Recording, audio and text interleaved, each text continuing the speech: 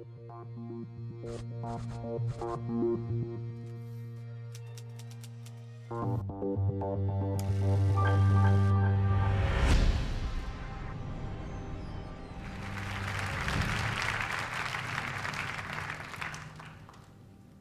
the last 15, 20 years, I've had the great privilege to work with some of the best entrepreneurs and founders out there and support those individuals, many individuals, grow their businesses from 2 or 3 employees and occasionally up to several hundred employees into businesses that are high growth, high value, valuable enterprises. And some of the lessons and observations that I've seen and learned from that, I want to distill down today into what I call 4 success factors. And I'll get onto those in a moment. But I think to put some context here, it's worth me talking a little bit about my own personal journey from where I started off to and where I ended up today in front of you in this glorious theatre today.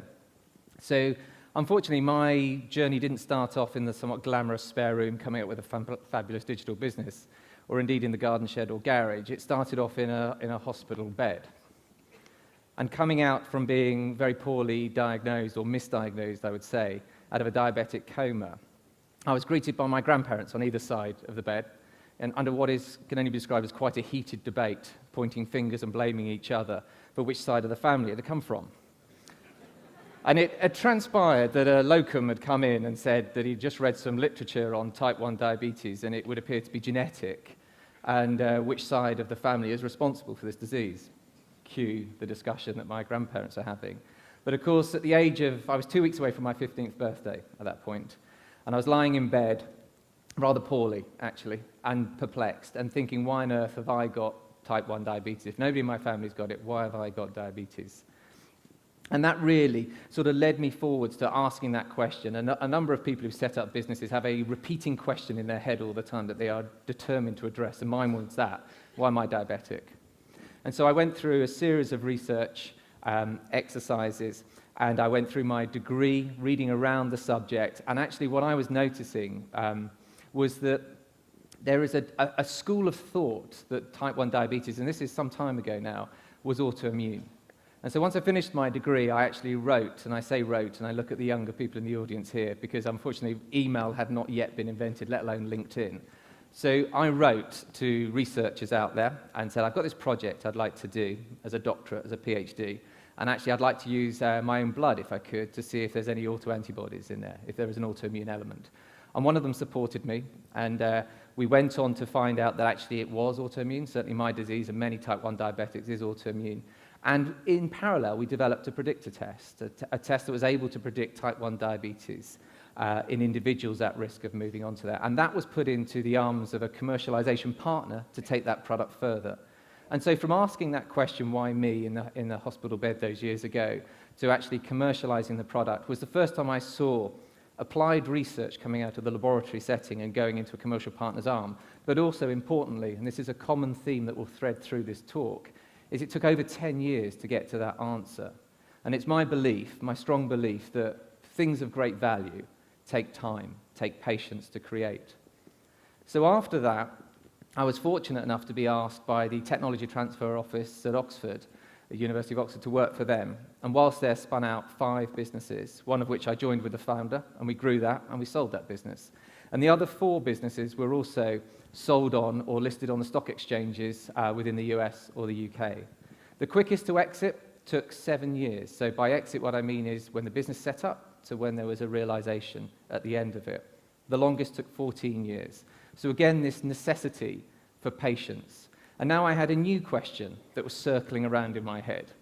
Can you support these young businesses better? And can we look at a more patient way of financing these structures, financing these businesses as we move on? But before I get into that success factor journey, before I start talking any further about that, what I want to do is look at some numbers. I'm in the financial industry, so we like our numbers now. So with this in mind, of the people in this room, and a number of you will be entrepreneurs, a number of you will be startup business owners, for instance, 60% of the people in the private sector work for what we call small to medium-sized enterprises, these SMEs. And of those, there are 5.4 million SMEs across the United Kingdom. And interestingly, 608,000 last year new startups were created, 608,000.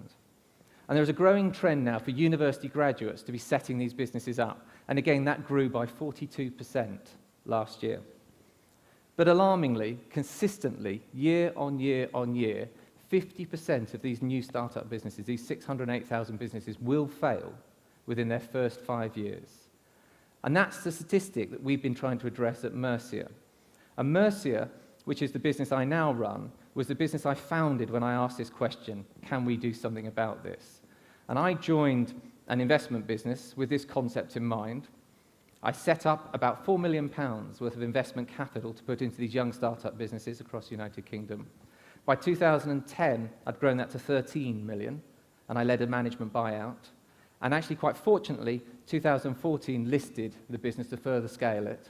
And as I stand in front of you today, we have in excess of £220 million that is dedicated to invest in young startup businesses and take the attitude that great things take 7 to 15 years to do.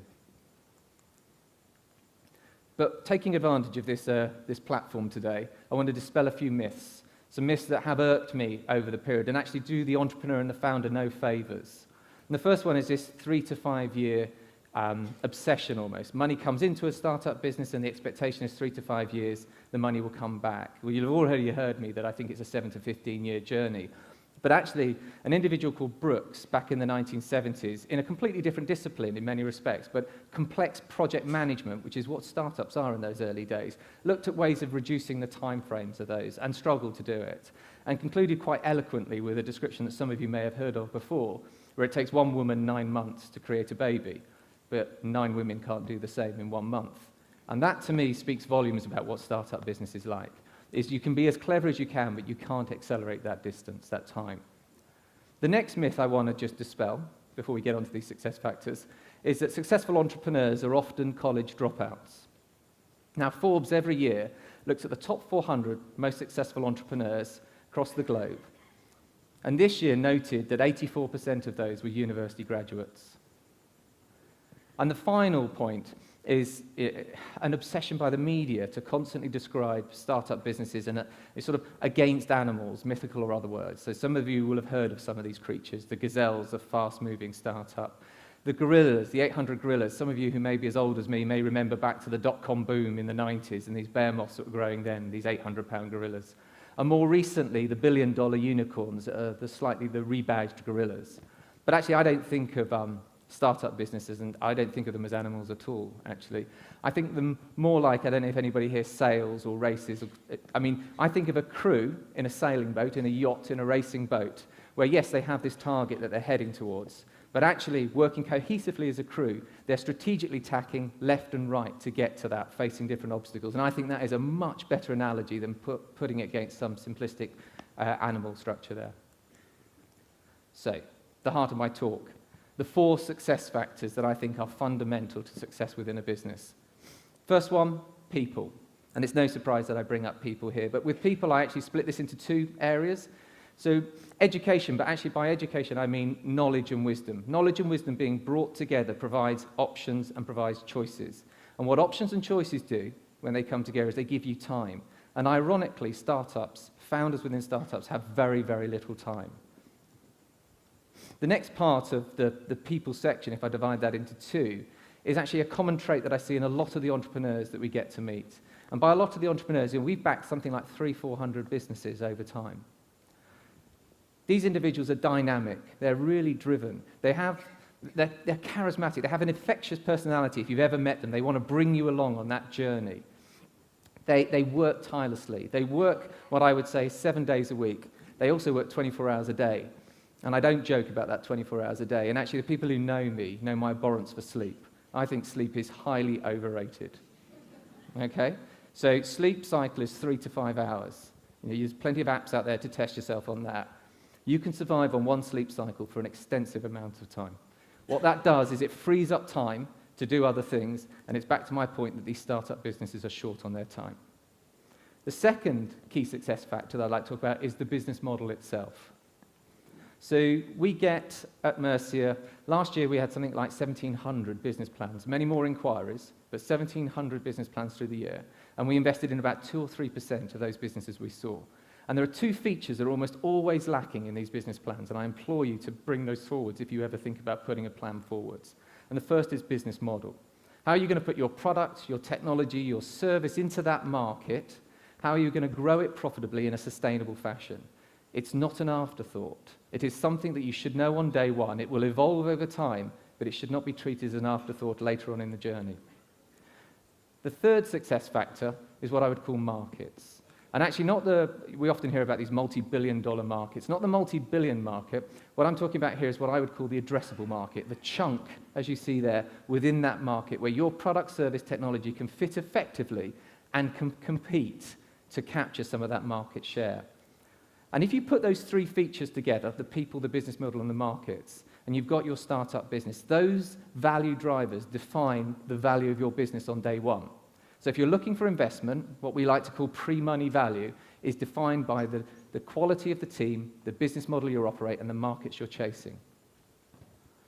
There's a second feature as well here, and that is what we're all trying to do is take these businesses on a journey to an exit. So your people and team is building, your business model is being executed and starting to generate cash, and you're starting to build a dominant position in that addressable market that you're focused on. That then defines your value at exit, those three features. So those three features are defining your value at the beginning of the journey and what you hope to achieve of the value of a business towards the end of your journey.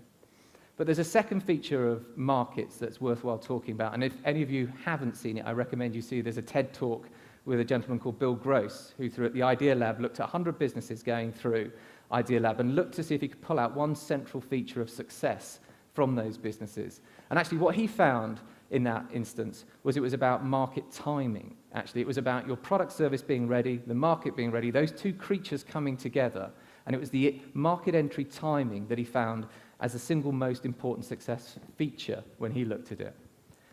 But unfortunately, what he said about that was it was all down to luck to achieve it. And the reason why I'm here today, although clearly from my journey up here it was one maybe not of the best of luck, is actually I absolutely do not believe in luck. I think you make your own luck. You can deliver, you can reduce the dependency of luck on your business to enhance success. And these three points here, these three principles are something that I've personally used time and time again and see many successful entrepreneurs use again as well. The first one is network. So a number of you may have heard of the 6 degrees of separation. That's where you're within 6 people of anybody on the globe. Any entrepreneur worth their salt are fierce networkers, and you'll see them time and time again.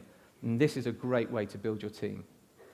The second one is plan, but actually by plan, I really don't mean plan here, I mean focus. If I was to try and pull out a single feature that defined failure in a startup, I would say lack of focus.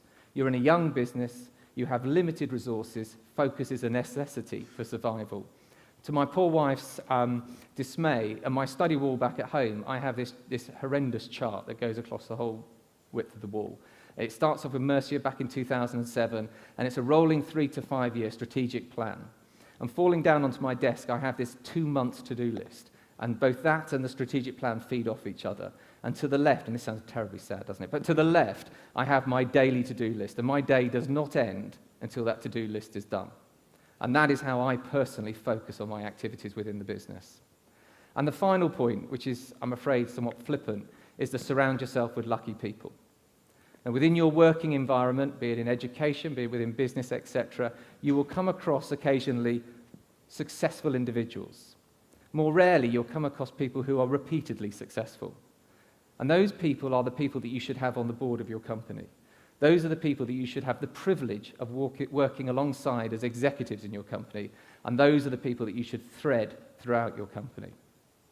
So what I'd like to do is just bring that into conclusion. That 50% failure rate is something that we've been able to markedly reduce at Mercia. And if you can bring those success factors, the business model, the people, the markets, reduce your dependency on luck, and surround yourself with lucky people, what I can guarantee you today is luck will indeed find you. Thank you very much.